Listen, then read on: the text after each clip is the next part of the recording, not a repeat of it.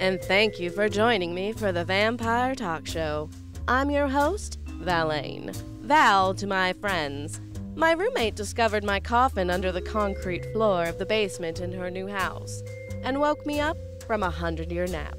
Now I'm reconnecting with old friends, making new ones, and of course, making a podcast. Tonight we have a very interesting show, but first, I need to talk about something. Recently, I was a guest on a talk show on Twitch. I don't know if you know what Twitch is. It is a streaming platform for gamers and talk show hosts and everything in between. I am brand new to Twitch. But I was a guest on the Spectral Sybil show, and let me tell you, it is very interesting in the virtual void that she has created. Her community is so weird and so wonderful and very warm. I was very happy to be part of the show. However, I had a lot to learn while I was there. The thing is, there's a lot of lingo that totally went over my head. Apparently there's bits and PP points and hype trains and gift subscriptions and all kinds of stuff. And I have no idea what they were talking about. It was like walking into an international airport. I had no idea what was going on. But I had a blast. I had a very good time. I was a little buzzed on some wine blood, and it was fantastic. Also, green screens are amazing. Sybil has created just an amazing little pocket dimension in the interwebs, and she can put anything up on the screen and be anywhere and be anything, and I think that's wonderful. And Allie, this is your hint. Maybe we should invest in a green screen, perhaps, because you made a set like a chump. Just saying. Maybe give Sybil a call. Anyway, I digress.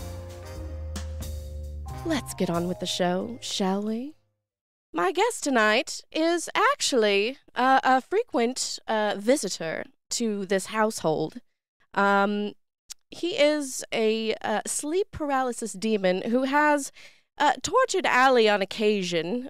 Sorry, Allie, but I snagged him while you were napping earlier. Please welcome Clyde, the sleep paralysis demon. Hello, it's a pleasure to be here. So glad you can be here. I'm sorry, Allie. Yeah, she's cowering in the corner. She'll be fine. Don't worry about her. Oh, no, it's okay. Well, sleep paralysis demons are harmless to humans when they're awake, but when they're asleep, well, let's just say we can get in your head. Yes, and you're very good at that. What is your, go-to sort of, well, actually, let me ask you this first. Are you familiar with Twitch and, like, streaming stuff and that sort of thing? Are you into that? Very, very familiar with the sort, and it's the enemy of sleep paralysis demons everywhere. You see, we catch you in that little glint of time when you are half awake and half asleep, okay?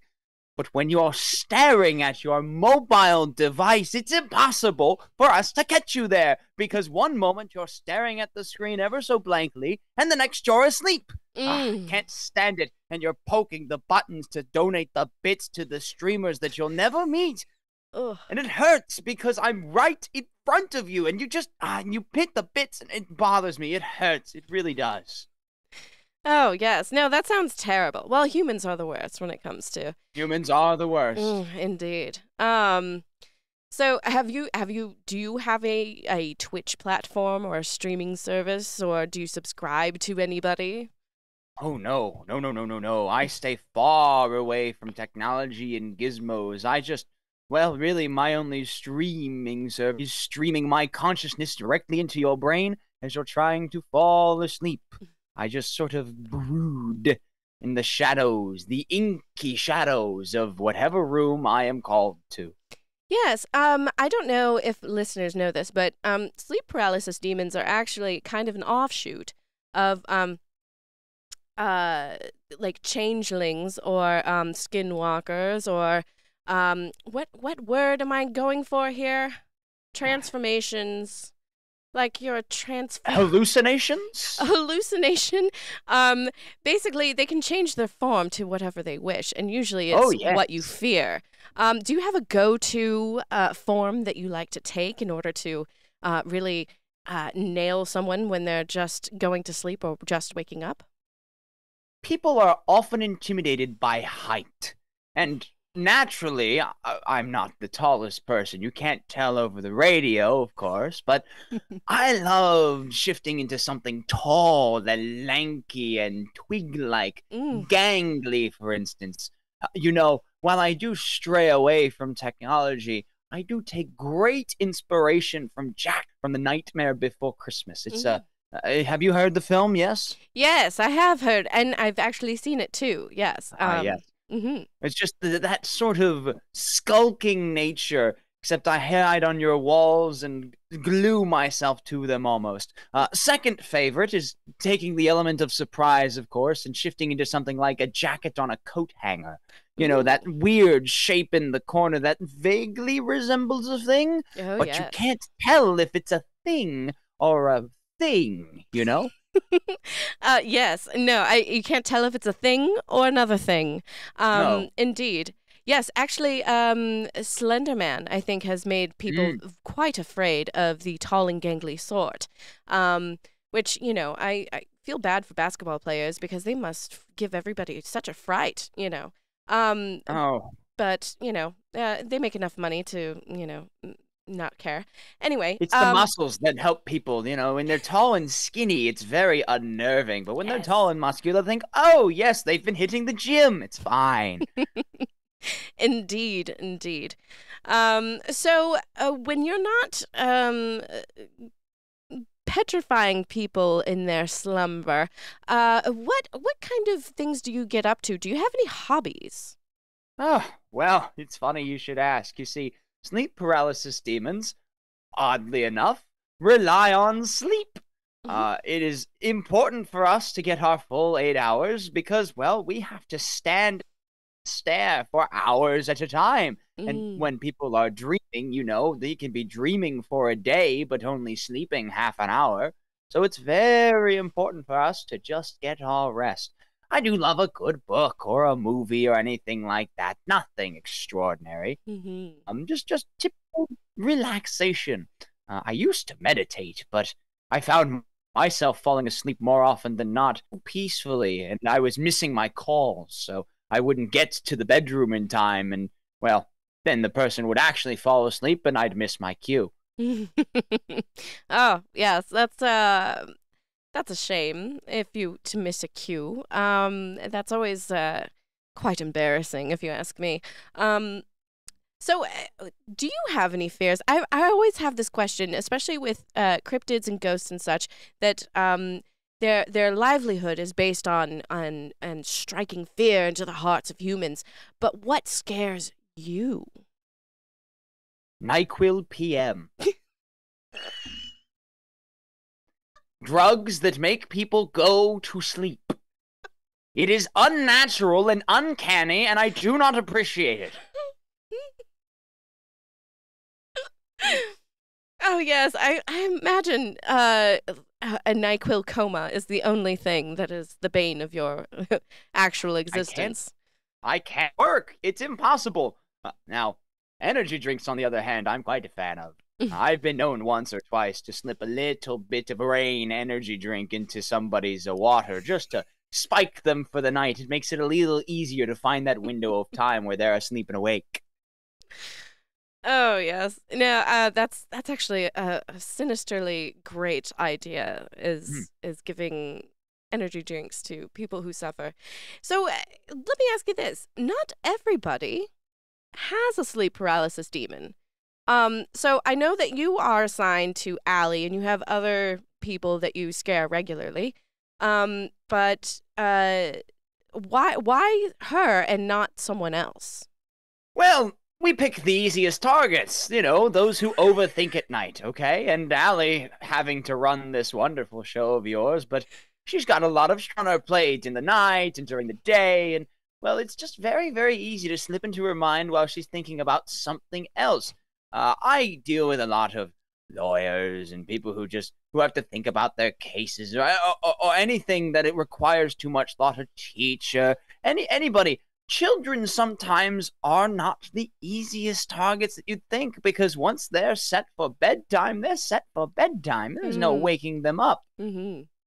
Do you have a favorite type of person to scare? Is there a particular type of person that you're just like, is like a big juicy steak to you that just you cannot wait to scare them? Well, I don't try to pick favorites. It's not necessarily the person that makes me happiest, but the situation. You see, I love it when they are just about to pee. When you catch somebody when they need to use the bathroom, and they lock them in that state of paralysis while their bladder is about to burst. Oh, that's just funny. It's fun to watch because you can see them twitching, trying to wake up, and if you're lucky, they'll wet themselves. It's quite funny. Oh my goodness, that is so evil and so it's not on point. Evil. It's not evil. See, sleep paralysis demons deal in the inconvenient, okay? Mm-hmm. It's not like we're murdering anybody. It's just, you'll have wet pants in the morning and be late for work, or you'll have had a bad dream that no one will believe you ever had. It's not evil. It's just not nice. Can I give you a tip?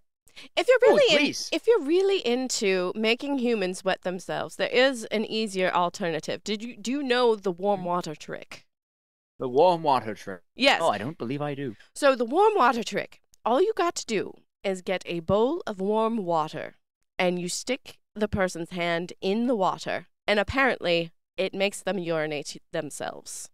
Apparently it was a very popular sort of trick at summer camps, is what I understand. So interesting. Mm-hmm. It does get a little tricky. You see, I can't touch the person that much. True. I am more of a visual specter than a physical one, so it makes it difficult to try and move their hand into the water. Now, if I could convince them to move into the water, although that's tricky too, because my job is to paralyze, not to move. I do like the suggestion. I'm going to find a way. Maybe a warm wet towel that I can lay over their hand or something. I'll give it thought. So you actually brought something up that is quite intriguing. So you are the cause of the paralysis, correct? Or do you just show up when someone is paralyzed because their body isn't quite awake? A little bit of both. You have to time it right. For instance, if I catch someone while they're still wide awake, all they're going to see is a weird shadow that looks like, maybe it was a bird that flew past the window. If I catch them too late, well, I'm going to be standing in the room all by myself. But if I catch them in that moment where they're going to sleep, just right before they lose consciousness, that's when they lock on, because their brain isn't thinking about what's real and what's not. It's thinking it's asleep, but it's still awake. Mm-hmm. So by proxy, yes, I am the cause, but I have to be in charge of the timing. It's not like something else causes them to be paralyzed. It's just playing a trick on their brain. Mm-hmm. No, okay, I see that. So you're saying that being a sleep paralysis demon is more of an art than a science, correct? Absolutely. Oh, yes. Now, there are things you can do, as I said, energy drink in the water, but that's hit or miss. Everybody's body's a little bit different. Everyone's brain's a little bit different. You really get to know your clientele and how they tick. And, well, the more you know about their personal life and what they might be thinking about in the wee hours, the more you know what makes them tired or stressed to help wiggle your way in right at the exact right moment. I know that sleep paralysis demons are also referred to as the old hag. How do you feel about this sort of label on yourself? Do you consider yourself an old hag? If you ask me, I think that's rude, but, I want to answer this question, but I haven't heard of what the old hag is. This is new. I have not been called an old hag before. Would you actually elaborate for me? Yes. Well, so apparently, something called I mean, they just call it the old hag. Back in more ancient times, people thought there were actual, like, old hag women sitting on their chest, making sure they couldn't breathe. And then they would wake up and in such a fright. So, and of course, these were sleep paralysis demons, and like yourself. And so it's either a sleep paralysis demon, or someone could say, oh, the old hag visited me this morning or last night or what have you. I don't think it has anything really to do with gender. Just old and haggard, maybe, is the description they usually have for the old hag. I just think the terminology is a little outdated. Sleep paralysis demon, I think. I would agree. Yes. I think it's more clinical sounding. However, I think it's nicer. I would agree that old hag is a little outdated. I mean, the minds of man were much more feeble in the medieval era. So Yeah. I prefer the term sleep paralysis demon. But I mean, if I'm to be called an old hag, well, they could call me that when they can talk, and when they're with me, they can't say it to my face. They're too busy going and they try to make noise. Oh, they try so hard. It seems like you take pleasure in torturing humans, and that is something that I can usually get behind. Again, it's minor torture, inconvenient torture. I couldn't hurt a fly, but well, I could make it buzz aimlessly into a wall for hours. Good Lord. Well, so is it just humans that you torture, or are there other things like animals, Bigfoot, aliens, other cryptids? Like, are there any celebrities that you tend to paralyze and torment? Well, I don't deal in the realm of celebrities or animals, though I have heard of colleagues and constituents who do. For instance, anybody who looks like walking husk, that is the work of a master. Okay, someone who looks more dead than alive while they're going through the world. They're just glued to something or another in their mind, and they just can't stop thinking about it. It's that inkling of a what's the word I'm looking for? A thought that's just ringing in their head. Well, it's more of a sleep paralysis demon that's left their mark.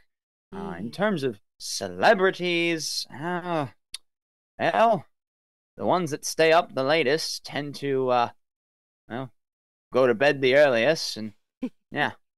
So they don't really fit in your window, is what you're saying, because they are up all night partying and then pass out rather than go to sleep. They're busy. Yes, it's very hard when you catch them drunk. It is fun sometimes if you do.